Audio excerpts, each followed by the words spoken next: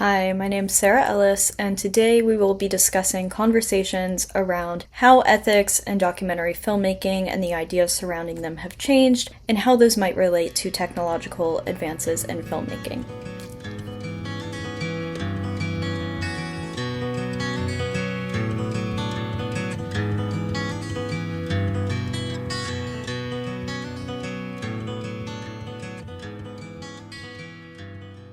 The tension between artistic freedom and veracity is a long-discussed topic in documentary.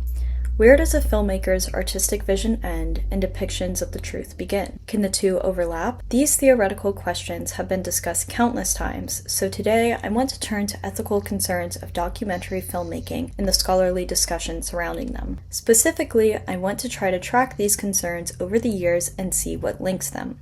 Have they grown? Have they changed? In his 2013 essay, The Dance of Documentary Ethics, featured in Brian Winston's The Documentary Film Book, documentarian and scholar Pratap Rugani argues that, although the documentary has long been questioned on the basis of its authenticity, its claim on the real, it is only in the current century that these issues, being ethics, have been seriously addressed by scholars and practitioners as a, if not the, central issue in documentary film. However, in Calvin Pryluck's essay, Ultimately, We Are All Outsiders, Ethics of Documentary Filmmaking from 1976, the scholar contends these expressions of ethical concern appear occasionally in film reviews and published interviews. Rarely are remarks extended beyond the topic immediately at hand, a particular film or a particular filmmaker. Only occasionally is it pointed out that the apparent ethical lapses are recurrent, not isolated. More than morality is involved. Ethical assumptions have aesthetic consequences, and aesthetic assumptions have ethical consequences.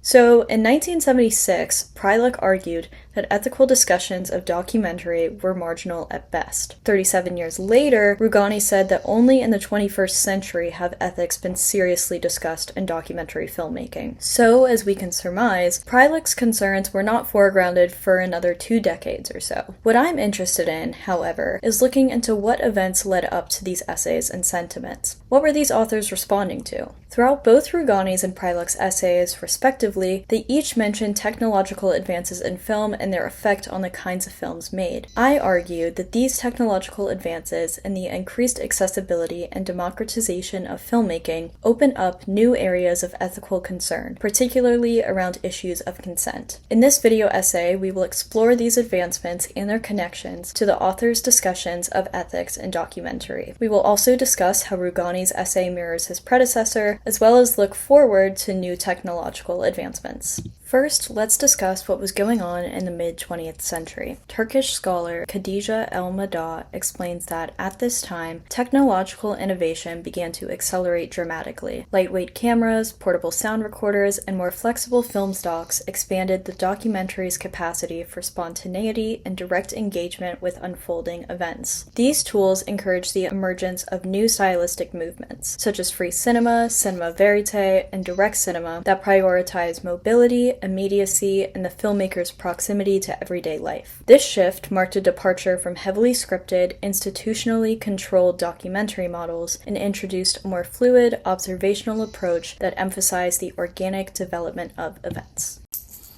In non-documentary contexts, we see similar technological advancements and filmic goals discussed in regards to movements such as Italian neorealism.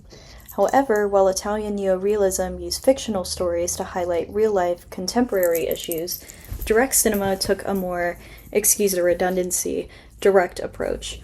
Pryluck quotes direct cinema documentarian Richard Leacock in saying that one goal of direct cinema is to find out some important aspect of our society by watching our society, by watching how things really happen as opposed to the social image that people hold about the way things are supposed to happen. Pryluck immediately follows this by noting that, inevitably in filming actuality, moments are recorded that people being photographed might not wish to make widely public.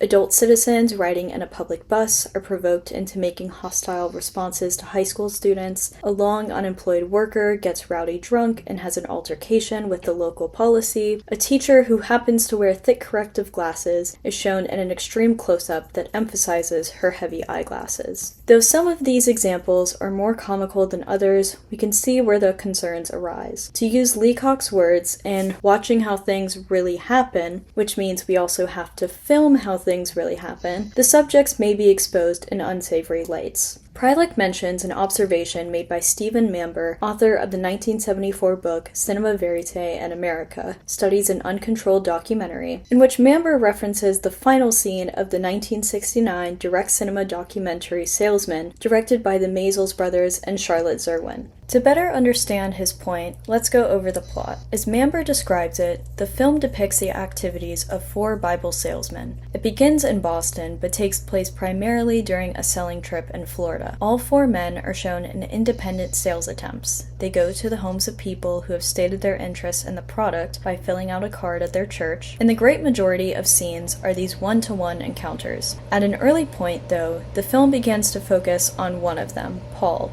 the least successful of the group. As the film develops, Paul's lack of progress is played off against the relative success of the others, and he appears to become increasingly disillusioned about his work. In the last scene, he stands in a doorway, near tears, in seeming awareness of the depressing nature of his situation. Pryluck includes a quote from Mamber, in which he argues that, by the camera being present, Paul is more cognizant of his failure, which then makes him appear more vulnerable, something he might not wish to show on screen. Let's watch the final scene now.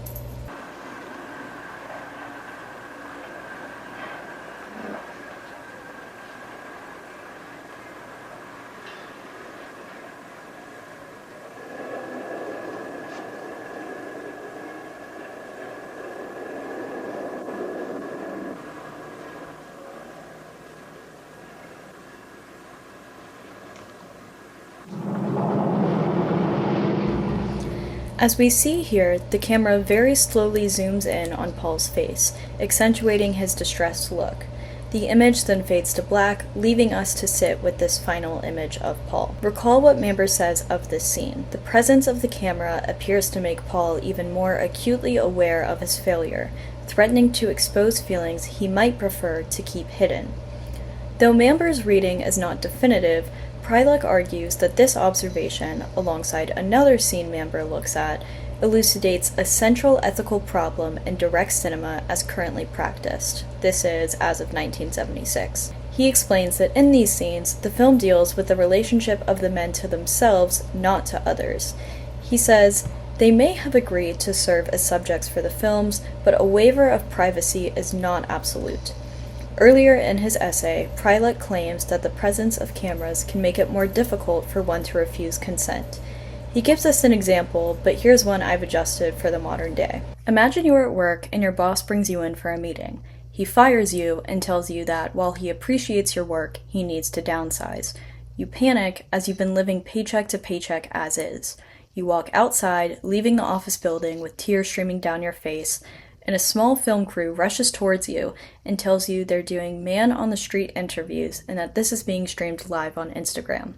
Would you refuse? Tell them to stop recording? Simply be in shock? Well, Pryluck says, according to Wiseman and Alan Funt, 2 direct cinema filmmakers, few people object to being filmed.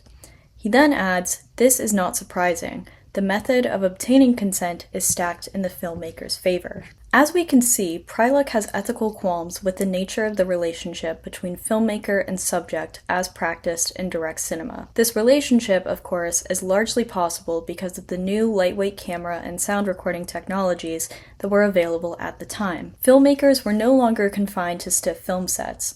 They could roam the streets, get much closer to individuals, and film things that just couldn't be filmed before. Of course, technology did not stop advancing in 1976. It accelerated. By the late 1990s, lightweight digital cameras like the Sony PC-7E were used by members of the Dogma 95 movement, allowing for increased mobility while filming. Alongside being lightweight, small handheld digital cameras also allowed for one to film for longer. Film until the battery runs out, and if you have a backup, just replace it. Concurrently, the internet was rising in popularity and accessibility. Media was becoming more democratized, and filmmakers took advantage of this. Rugani crucially points out, as documentary forms evolve, the way ethical issues play out has morphed. The The ethical questions remain simple, profound, and relatively unchanged since the birth of film, but there are new contexts for old tensions. The technology of metadata, for example, means that filmers need to be aware of digital opportunities and dangers. While I largely agree with Rugani's observation, I wish to update this to today's standards in the age of artificial intelligence. In 2013, deepfakes and AI-manipulated images were not a concern, at least not in the way they are today. 13 years later, in 2026, they are a concern. This creates new ethical issues when discussing what is the truth. Discussing this in depth would lead to a theoretical discussion better saved for another day, but I want us to focus on a particular line from the aforementioned quote. There are new contexts for old tensions. This highlights that questions of ethics have existed for as long as documentary has. However, these contexts are changing. What were these new contexts in 2013? What are they now in 2026? El-Maddah generates 3 dimensions of which technological advances have changed documentary over time. First, there's the technological dimension, for example, portable 16mm cameras, synchronous sound, digital editing software, and streaming platforms. Second, there's the narrative dimension. This examines how these technologies restructured the narrative form of documentaries, particularly in terms of authorship, objectivity, and the filmmaker's engagement with reality. Third, we have the aesthetic dimension. This explores visual and auditory styles, including camera movement, lighting, soundscape, and montage, to determine how technology affected the emotional and perceptual experience of the viewer. Throughout his article, El-Maddah discusses these variables primarily in relation to the experience of the viewer and does not really focus on their ethical implications. However, I argue that many of these variables are precisely why ethical discussions surrounding documentary have increased in the 21st century. With the democratization of technology, more and more people can make films, and there's the possibility for less external interference. I find this to be especially true with editing. Editing techniques have advanced so much, even in recent years, that we can now edit videos on our phone and upload them to the internet directly from there. If one were to, say, go to a protest, record a crowd, edit the video, and upload it to YouTube, they could do all of this by themselves and have no one to respond to in regards to the ethics of filming people. That is, until they upload the video. However, today one can also turn comments off, but that's a separate conversation. As Rugani explains, the relationship between filmer and filmed is being recast as camera, editing, and upload tools become standard software on smartphones. These tools are quickly naturalized in the hands of generations used to being both woman or man or other with the phone camera and the filmed. Rushes or rough edits are quickly uploaded to filtered or open distribution networks where intimate aspects of life are staple performance on social media. Increasingly, people experience themselves as filmer, filmed, and viewer, creating a new lived familiarity with key stages of the documentary process. This could be another possible reason for an increased ethical awareness of documentary filmmaking. Viewers are more familiar with the process of making a film, even if they haven't made one themselves, and so they know approximately what goes into it. Rugani further elaborates, it is rare for people not to know that media is mediated. The question is no longer, is this film a series of selections, but more, how are these selections made? Thus, developing technologies are changing the ways we think about documentary. The more we know, the more we can ask. For example, in 2010, user Archate uploaded the 10-minute video essay, What Was Left Out? A Critique of Capturing the Freedmans. In this video essay, the creator does not ask the question, were things left out of this investigative documentary? Instead, she asks, what was left out? This small shift in questioning reflects that lived familiarity with key stages of the documentary process that Rugani speaks of. I now want to turn to future possibilities of ethical discussions surrounding documentary filmmaking. In 2019, directors Francesca Panetta and Halsey Burgund released An Event of Moon Disaster, a film that I feel hesitant to call a documentary, but as the essay I'm pulling from was published in the journal Studies in Documentary Film, I'm gonna roll with it. Deepfake technology was used to have President Richard Nixon deliver the alternative speech his speechwriter, Bill Safire, wrote for him in 1969 in event of moon disaster. Basically, he was to deliver the speech over live television if the Apollo 11 trip to the moon went wrong. In actuality, the speech was never delivered, as the astronauts made it safely to the moon. Though the film expressly states that what you are about to watch is not real, it's still a very odd example of documentary. Let's watch a clip from Nixon's speech.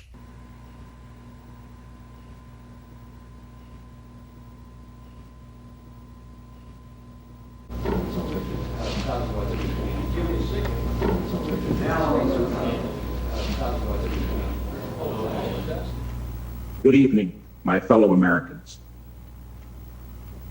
Fate has ordained that the men who went to the moon to explore in peace will stay on the moon to rest in peace. These brave men, Neil Armstrong and Edwin Aldrin, know that there is no hope for their recovery. But they also know that there is hope for mankind in their sacrifice. These two men are laying down their lives in mankind's most noble goal, to search for truth and understanding. They will be mourned by their families and friends. They will be mourned by their nation. They will be mourned by the people of the world.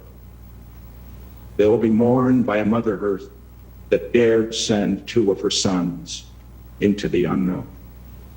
The filmmakers manipulated video from Nixon's resignation broadcast, not his moon speech, to make the emotions align more closely with what we could expect the "in the event of moon disaster" speech to sound like. This makes the speech more believable, yet by paying close attention, the viewer can easily tell this is a deep fake from the unnatural way Nixon's mouth moves. At the same time, I'm also looking at the film from a 2026 perspective with a more attuned eye to spot AI. The film ends with the following credits.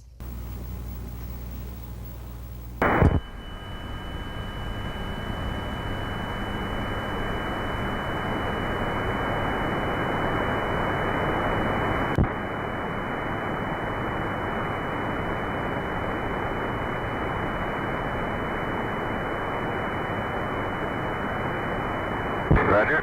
Looks good. This film is a caution against deepfake use, but the issue has only become more real in recent years. For example, just last year, in April 2025, an article on generative AI in documentary photography was presented at a conference. It's hard to say exactly where this issue will lead us, but we're sure to have new technologies crop up and, subsequently, new ethical issues surrounding them. In summary, I hope I have argued that there is a link between ethical issues in documentary, technological advances. With Calvin Pryluck's 1976 essay, Ultimately, We Are All Outsiders, The Ethics of Documentary Filming, we see an early argument for an increased ethical awareness in direct cinema, which was largely spurred on by the accessibility of lightweight cameras. In Pratap Rugani's 2013 essay, The Dance of Documentary Ethics, we see how Pryluck's concerns have taken off in the larger conversation surrounding documentary filmmaking. Rugani himself argues that in the digital age, we must be more aware of ethical considerations when making documentaries, but this conversation does not end here. As we go forward, I believe the ethics of documentary will increasingly come into question as technologies advance more and more.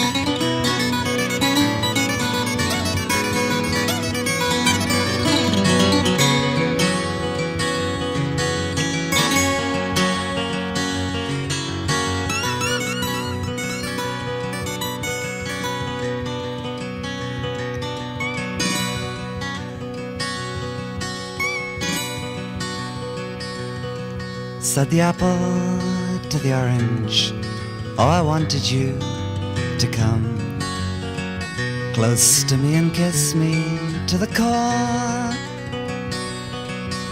Then you might know me like no other orange has ever done before.